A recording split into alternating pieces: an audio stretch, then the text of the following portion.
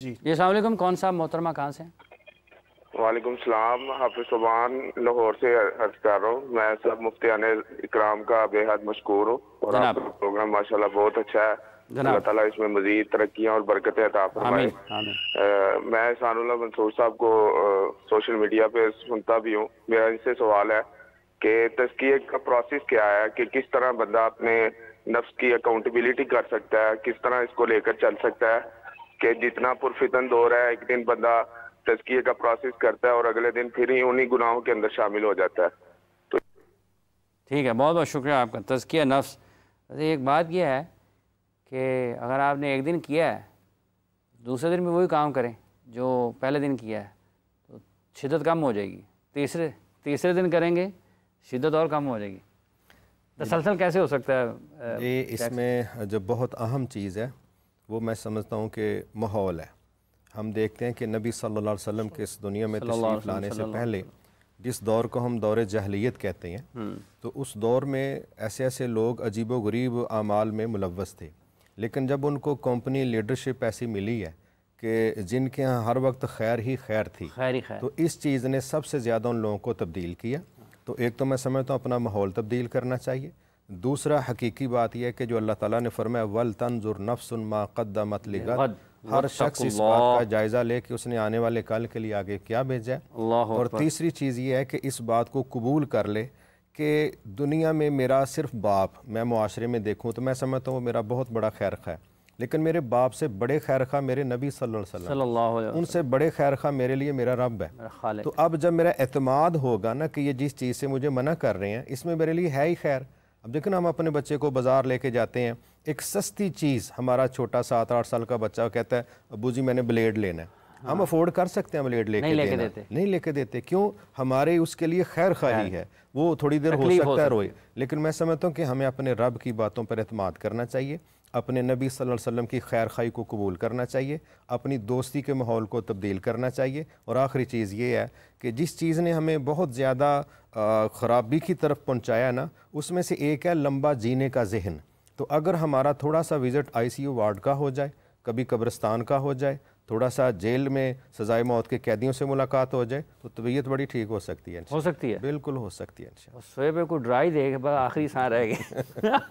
وَمَا الْحَيَاةُ الدُّنْيَا إِلَّا مَتَاعُ الْغُرُورِ، جیسے مصطفی شیخ صاحب بیان فرما رہے ہیں اس مختلف جو اس کے مراحل ہیں، تو یہ بنیادی طور پر تو یہ جو سارے مسائل پھر سمجھ آتے ہیں نا کہ اگر آپ قرآن نہ پڑھیں اور آپ نہ سمجھیں، آپ صرف یہ عمومی طور پر تو لوگ پاکستان میں چاہتے یہی ہیں ویسے کہ میرے حصے کی نماز بھی قاری صاحب بھی پڑھ لیں، میرے حصے کا قرآن بھی قاری صاحب بھی پڑھ لیں، اور میرے حصے کے تمام نوافل فرائض جو ہے نا یہ مفتی صاحب بھی ادا کر لیں۔ تو اس طرح تو کام پھر نہیں چل سکتا نا، پھر تو آپ یہ نہیں کہہ سکتے کہ نفس بڑا تنگ کرتا ہے، پھر تو کرے گا۔ اس کی وجہ یہی ہے نا کہ ہم نیک بننے کا دکھلاوا کرتے ہیں۔ حقیقی نیک بننا شاید اس معاشرے کے اندر مشکل بھی، آسان تو بڑا ہے، لیکن اگر قرآن و سنت کے تابع ہو جائیں۔ حافظ صاحب، جو بندہ اپنا مطمع نظر یہ بنا لینا، حدیث مبارکہ وہ ہے جس کا مفہوم ہے کہ جس بندے نے اپنا مطمع نظر یہ بنا لیا کہ میں نے محبت بھی کسی سے کرنی ہے تو اللہ کے لیے، اگر کسی سے عداوت بھی کرنی ہے تو بھی اللہ کے لیے، اگر یہ اس کام کو یہ غیبت اور چغلیاں بھی نفس ہی بھڑکاتا ہے۔ ڈیفینیٹلی، اس میں تو کوئی دو رائے نہیں ہے کہ نفسانی خواہشات اور نفس کی پیروی جو ہے وہی غیبت کی طرف، چغلی کی طرف، حسد کی طرف، لالچ کی طرف اور ان تمام جو رذائل ہیں ان کی طرف لے کر جاتی ہیں۔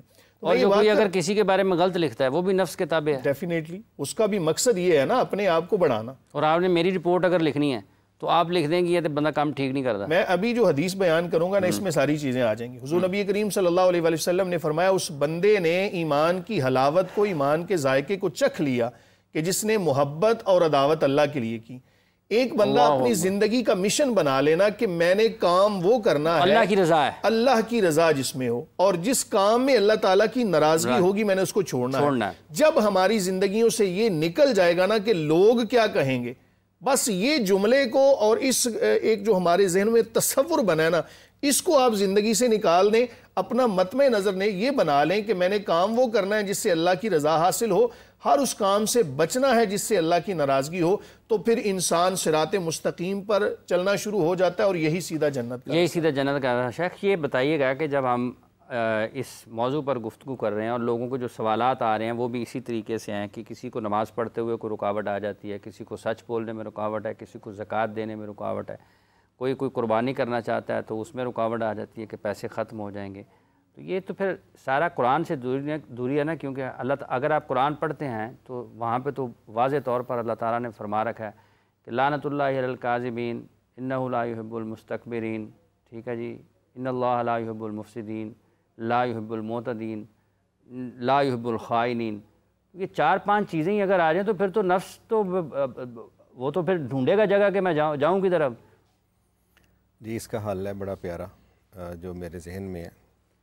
امام ابن تیمیہ رحمۃ اللہ علیہ فرماتے ہیں کہ ہمارے زندگی میں جتنے بھی مسائل ہیں نا ان کا تعلق ڈائریکٹ انڈائریکٹ عقیدے کے ساتھ ہے. عقیدے کے ساتھ حتیٰ کہ نکاح اور طلاق کا تعلق بھی عقیدے کے ساتھ ہے. کیونکہ اس کی مثال آپ اس طرح سمجھ لیں، نکاح بھی اہم ترین فیصلہ ہے، طلاق بھی اہم ترین فیصلہ ہے. تو نبی صلی اللہ علیہ وسلم نے اس میں استخارے کا آرڈر دیا ہے کہ جب بھی آپ نے کوئی اہم فیصلہ کرنا ہے تو آپ استخارہ کریں گے.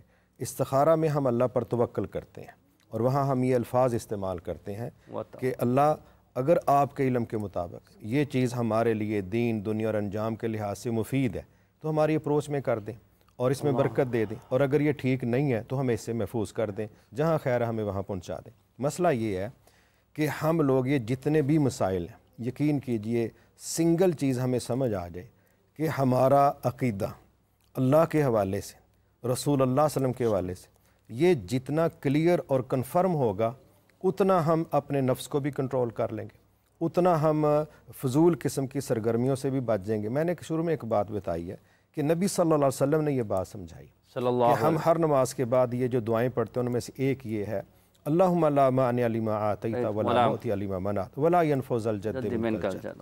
مسئلہ اب یہ ہے کہ ہم جھوٹ کیوں بول رہے ہیں جب مسئلہ میرے ہاتھ میں نہیں. قرآن کہتا ہے عزت بھی اللہ کے پاس ہے، ذلت بھی اللہ کے پاس اختیار ہے، رزق بھی اللہ کے پاس ہے. لوگوں سے متاثر ہو کے ہمیں فضول رویے اختیار کرنے کی ضرورت کیا ہے؟ وَمَا مِن دَابَّةٍ فِي الْأَرْضِ إِلَّا عَلَى اللَّهِ رِزْقُهَا وَاللَّهُ خَيْرُ الرَّازِقِينَ قُلْ إِنَّ رَبِّي يَبْسُطُ الرِّزْقَ لِمَن يَشَاءُ وَيَقْدِرُ. تو جب ہمارا ذہن یہ ہے کہ ہمارا رزق زمین سے کوئی ڈسٹرب کرے گا پھر تو ہم ڈرتے اچھے بھی لگیں. ہمارا عقیدہ ہے کہ ہمارا رزق جھوٹ بولیں گے مطلب وہ سمجھ آتی ہے نا کہ یہ چیز مجھے ڈسٹرب کر سکتی. میں ایک چھوٹی سی ایک مثال دیتا ہوں. ہم نے دیہاتوں میں دیکھا ہے بعض اوقات وہ بچوں کے گلے میں ایک بڑا سا سانپ ڈال کے نا تو وہ مداری وغیرہ کر رہے ہوتے ہیں، تماشا لگایا ہوتا ہے. اب عام بندہ ڈر رہا ہوتا ہے کہ یار اتنا موٹا سانپ اور بچے کے گلے میں.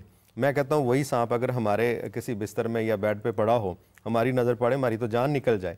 لیکن وہ بچہ نہیں ڈر رہا. کیوں؟ اس کو یقین ہے کہ یہ زہر والا سانپ نہیں ہے، اس کے اندر زہر پہنچانے کی یا ڈنگ مارنے کی صلاحیت نہیں ہے. بھائی میرا عقیدہ اللہ کے علاوہ جب مجھے کوئی ڈسٹرب نہیں کر سکتا تو میری نوکری میرے رب کے پاس ہے. میں محنت تو کروں نا، میں اپنے حصے کا جائز حلال راستے پر محنت کر کے میں نتیجے کا تو اللہ پر توکل کے لحاظ سے انتظار کروں. اس کا مطلب یہ ہے کہ جو قصہ مختصر جو سمجھ آتا ہے کہ لوگوں کی طرف سانپ نہ پھینکیں تاکہ وہ آپ کی طرف نہ واپس آئے. ایک کالر ہے ہمارے ساتھ. السلام علیکم جی. کون سا محترمہ کہاں سے ہیں؟ السلام علیکم، صدر بات کر رہی ہوں.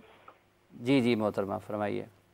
میں نے آپ سے پوچھنا تھا، میں غصے میں اپنے ہسبینڈ کو گالی نکال دیتی ہوں، تو میں کیسے قابو کر سکتی ہوں اپنے نفس پہ؟ بہت شکریہ آپ کا. بڑے صابر ہیں آپ کے شوہر، وہ جنتی ہیں. کیونکہ صابر اور شاکر لوگوں نے نا جنت ایسے ہی نہیں، صابر اور صبر کرنے والے اور شکر کرنے والے جو ہے نا وہ بہت، کیونکہ اللہ تعالیٰ کا قرآن میں ان اللہ مع الصابرین بھی ہے.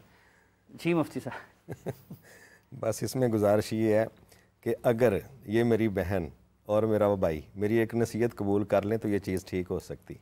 وہ سنگل یہ ہے کہ جب ہمیں کسی چیز کی ویلیوز کا پتہ چل جاتا ہے پھر ہم اس کی قدر کرتے ہیں، اور جب ہمیں کسی کی ویلیوز کا پتہ نہیں ہوتا نا تو پھر ہم اس کی قدر نہیں کرتے. اب جب ہم مسجدوں میں دیکھتے ہیں نا ایک بندہ 150-200 روپے کا جوتا پہن کے آتا ہے، وہ وضو والی جگہ پہ اتار کے نماز پڑھنے چلا جاتا ہے، اور جس نے 10,000 کے شوز لیے ہوتے ہیں نا وہ نماز کی جگہ بعد میں ڈھونڈتا ہے، پہلے جوتا رکھنے کی ڈھونڈتا ہے. تو نبی صلی اللہ علیہ وسلم نے فرمایا کہ اگر اللہ کے علاوہ کسی کو سجدے کی اجازت ہوتی تو میں بیویوں کو کہتا کہ وہ اپنے خاوند کو سجدہ کریں. تو خاوند جو لفظ مجازی خدا استعمال کرتے ہیں ان کا سٹیٹس دیکھیں کیا ہے. اور دوسرا رسول اللہ صلی اللہ علیہ وسلم نے فرمایا ساری دنیا متاع ہے، ساری دنیا، جس طرح شیخ صاحب نے آیت مبارکہ پڑھی، اس میں جو بہترین چیز ہے نا وہ نیک عورت ہے. تو خاوند کے لیے 200 ملکوں کے اثاثوں کا ڈھیر لگا دینا تو 4.5 فٹ کی بیگم ساتھ کھڑی ہو، صرف نیک صالح ہو، وہ زیادہ قیمتی ہے. ان دونوں کو چاہیے ایک دوسرے کی قدر کریں. محرومیوں کے بعد گالیاں دینے سننے والے نہیں ملتے, یہ ناشکری میں آ جاتا ہے, اور بدتمیزی تو کوئی بھی پسند نہیں کرتا. یاد رکھیے گا, جتنا مرضی کوئی شخص خوبصورت ہو, جتنا مرضی کوئی مالدار ہو, جو بھی اس کے پاس صلاحیت ہے, میں قرآن مجید کی آیت مبارکہ سے ایک بات رکھتا ہوں, اس سے بڑی بات سمجھ آئے گی. ہمارے نبی صلی اللہ علیہ وسلم خوبصورتی میں, خوبیوں میں نہ ہم کسی سے تشبیہ دے سکتے ہیں, نہ کوئی مثال دے سکتے ہیں, مگر اللہ رب العزت نے اپنے نبی صلی اللہ علیہ وسلم کے ذریعے مخاطب ان کو کیا, نصیحت ہمیں کی. کیا فرمایا تھا؟ وَلَوْ كُنْتَ فَظًّا غَلِيظَ الْقَلْبِ لَانفَضُّوا مِنْ حَوْلِكَ. اے میرے پیارے نبی صلی اللہ علیہ وسلم, ایسا ہے نہیں. اگر آپ دل اور زبان کے سخت ہوتے تو یہ جو آج آپ کے پسینہ کو بھی استعمال کرتے ہیں, وضو والے پانی کو استعمال کرتے ہیں, آپ کے سامنے کھڑے ہو کے تیر سینے پہ لیتے ہیں, یہ بندے بکھر جانے تھے. تو اگر رسول اللہ صلی اللہ علیہ وسلم کو اتنی بڑی خوبیوں کے باوجود کہا گیا اس میں احتیاط کرنی ہے, تو میرا خیال عام مسلمان کو بھی حضرت موسیٰ علیہ احتیاط کرنی السلام کو جب اللہ تعالیٰ نے حکم دیا کہ آپ فرعون کے پاس جائیں, کہ ہو سکتا ہے وہ جو کہ ڈر جائے, وہ کہ جس نے خدائی کا دعویٰ کیا ہے, قرآن کی آیت ہے, لیکن اس کے ساتھ بات جو ہے وہ نرم زبان میں کریں. اقول اللہ قولا لینا بن جاؤ, وہاں کھردرا پن نہیں ہونا چاہیے. اللہ اکبر. تو میرا خیال ہے جب ایک عام گاہک سے ڈیل ایک اور بات ہے کہ چونکہ شیخ صاحب, یہ بھی آپ مفتی صاحب, آپ بھی بنیادی طور پر شاید لوگوں نے یہ سمجھ لیا ہے کہ باقی سب چیزیں سیریس ہیں.